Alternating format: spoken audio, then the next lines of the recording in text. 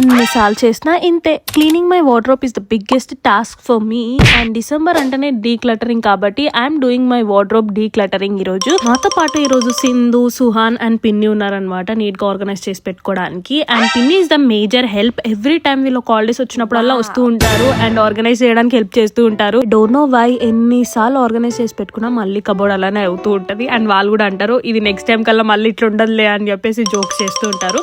Jokes ఏ part. నేనైతే చాలా వరకు నా బట్టలు తీసేస్తున్నాను అనమాట, డీక్లటరింగ్ చేసేస్తున్నాను.